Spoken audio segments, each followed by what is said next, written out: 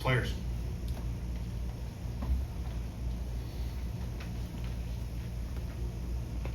For both Drake and Elliott, you guys did take that 1-point lead at that point in overtime. But for the most part, I think you guys shot 2 for 8 in that overtime period. Just what did you think about the shots that you were getting, and just what kind of kept you all from, I guess, extending the lead at that point?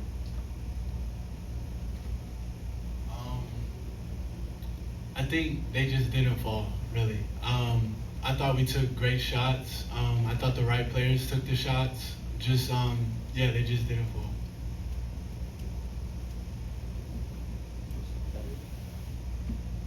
Elliott, you guys were able to force overtime. I think you were down 7 in like the final maybe minute and a half of regulation.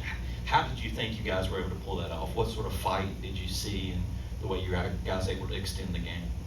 I think we just shifted our focus on defense. I feel like we never have a problem offensively and scoring, so it was just a matter of getting stops, and that's basically all we were talking about in the huddle, just getting stops, getting rebounds, and that's what we tried to do. And maybe the shot, just to follow up, Sorry. Maybe to follow up real quick, the shot there from Seth to force overtime. Looked like it might be a play for RJ coming on the weak side. Just can you take us through that and how he ended up with it, making the shot? Yeah, it was a play for RJ in the corner, and also the second option was Seth coming back on the screen, and that was the read, so we got that here.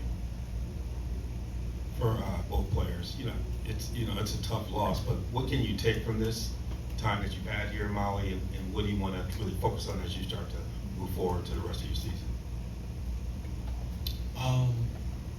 Personally, as a kid coming from Pittsburgh, you don't get to come out here to Maui and see the things that I've seen. I've seen great views, and just play the game that I love with a group of people that I love in a place that I love. This one for Elliott, obviously, you displayed a degree of frustration, missed that layup. I know you guys obviously did go into overtime. What do you kind of remember about, just that sequence of events going to the limit? Yeah, I just remember it being a big shot, and I missed, but I told Seth in the huddle, I told him thank you for having my back, and he came back and hit the shot for me, so, yeah. Elliott, what would you say is the feeling of this group leaving with 2 losses in 3 games back to back? I feel like we feel hungry now. We know that nothing's going to be given to us, and we just learned a lot from it. I think the main thing we learned from it was our toughness just has to be better. Like, we have to be more tough, and I feel like we're going to start bringing that every day in practice. We have no choice, so I think that's one thing, yeah. Anything else for Drake or Elliott? Yep. Drake, how would you assess what the problem is with the starts that you guys have had? I think it's like an 11-point deficit on average at halftime for you guys, and the starts just haven't been there. What do you think's going wrong, and what needs to change?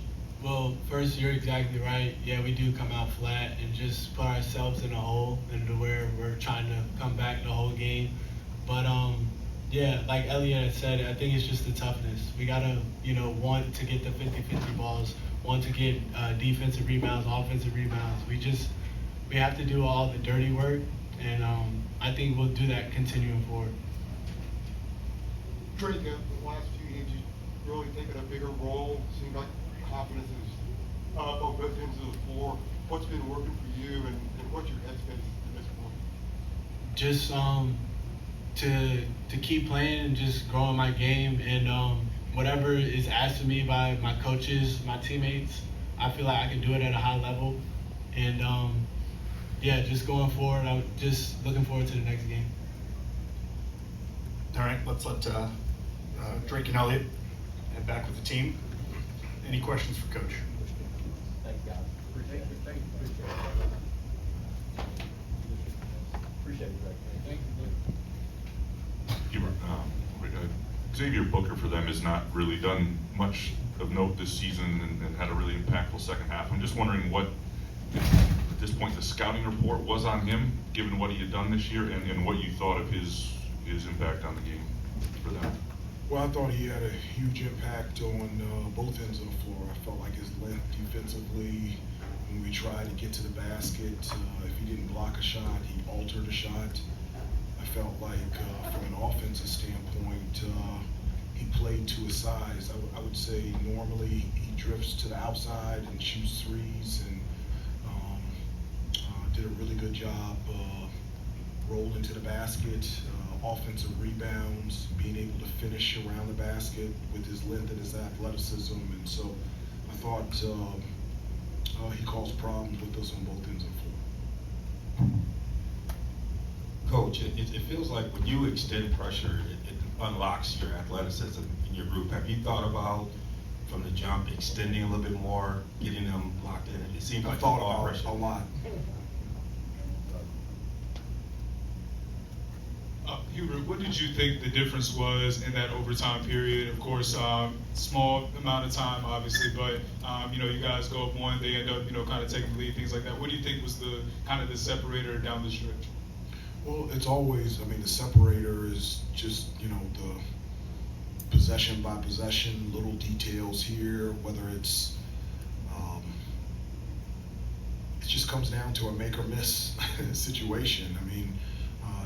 We put it into overtime, and as you mentioned, we were able to take the lead in overtime, and in those times, you've got to tighten the screws in terms of the discipline and details of getting stops.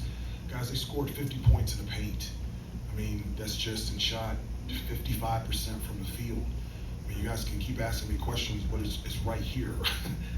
We have to improve defensively.